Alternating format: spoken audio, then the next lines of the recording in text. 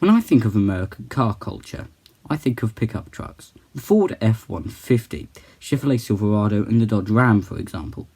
I also think of big, luxurious boats like the Cadillac Eldorado, Lincoln Continental and the Chevrolet Impala. But most importantly, I think of muscle cars. But this got me thinking, is this just an American and Australian thing? Did any other cars build any? Specifically, did the Brits ever make a muscle car?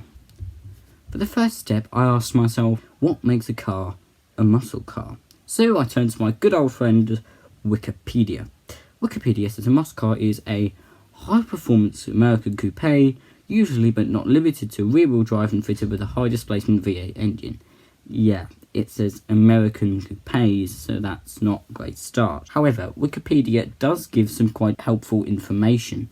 It gives us a list of characteristics which muscle cars often have.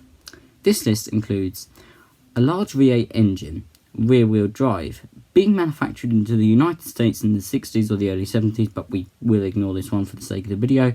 A relatively lightweight body, being designed for drag racing, such being fast in a straight line, affordable price and a manual gearbox. Now, a key part of every muscle car is its heart. Yes, the V8 engine. The first V8 was actually built for an aircraft, the Antoinette engine, which was first built in 1904.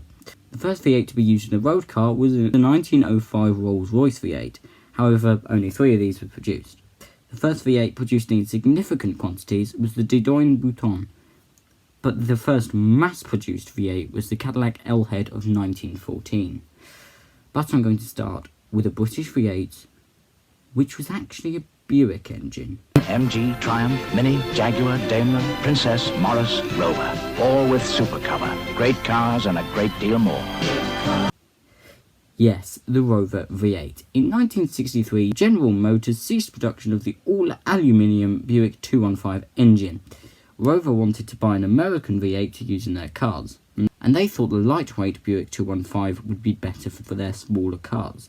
So they purchased the tooling from GM in 1965. It was first applied to the Rover P5B, B standing for Buick, in 1967. Is this a muscle car? No. It has a 3.5 litre V8, which is smaller than every V8 in the 67 Mustang.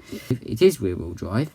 It weighed 300 kilograms more than the 67 Mustang, and it had 0 to 60 time of 12 seconds, opposed to the Mustang 7.3. So this isn't a muscle car.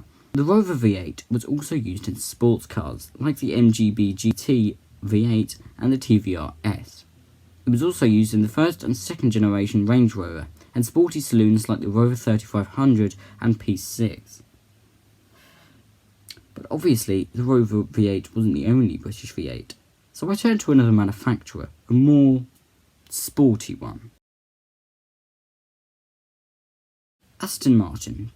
Their first V8 powered car was the 1969 DBS V8. It had a 375 brake horsepower, 5.8 litre engine, rear-wheel drive and a 5-speed manual. Compared to the Dodge Charger RT, it had the same amount of power. It was 30 miles per hour faster, however it was heavier and I think more expensive. But I'd say, yeah, I'd consider it as a British muscle car. Aston Martin also made the V8 Vantage. Now again, I went back on good old Wikipedia, which in the introduction to the V8 Vantage says it was hailed at its 1977 introduction as Britain's first supercar, sometimes nicknamed British muscle car. Now that is promising. The V8 Vantage had a 5.3 litre or 6.3 litre V8 making 390 horsepower or 403 after 1986. It had a 5-speed manual, rear-wheel drive and a top speed of 170 miles per hour and a 0 to 60 time of 5.2 seconds. So I think, yes, the Aston Martin V8 Vantage is a British muscle car. Okay, so here's another car which is also sometimes known as a British muscle car, and the car which has one of the most awesome names ever.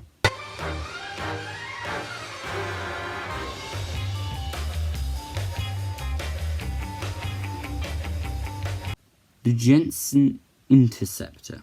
Jensen used V8 engines from Chrysler, the first being the 383 6.3 litre low-deck big block V8, also used in the 67 to 71 Charger. This engine was placed in 1971 with a 7.2 litre 440 high-tech big block, also used in the Plymouth Roadrunner. Jensen fell on hard times in 75 due to the recession. A group of investors relaunched the Interceptor in the late 80s as the Series 4 or S4. It was marketed as a bespoke hand-built car. It had a 5.9 litre small block LA V8. It lasted until about 1990 and not very many were produced, so they were very rare. So, it had large V8 engines, it was rear-wheel drive, it did have an optional manual, but only 22 Mark 1s had these. Most Interceptors had the Torque Flight automatic transmission. Mark 1 and 2s went from 0 to 60 in 6.5 seconds and had a top speed of 139 miles per hour. I'd say that's pretty fast in a straight line. It weighed 3,697 pounds, which is quite a lot heavier than the Mustang of the time. So, possibly, I'd say possibly it could be considered as a British muscle car, apart from the fact it's a Grand Tourer. Anyway, that answers our question for today. And if you watched this whole video, thank you, but you could have just googled British muscle cars and read a news article. All jokes aside, thank you very much for watching. If you did enjoy, please do leave a like and subscribe. Maybe? Please? Anyway, goodbye.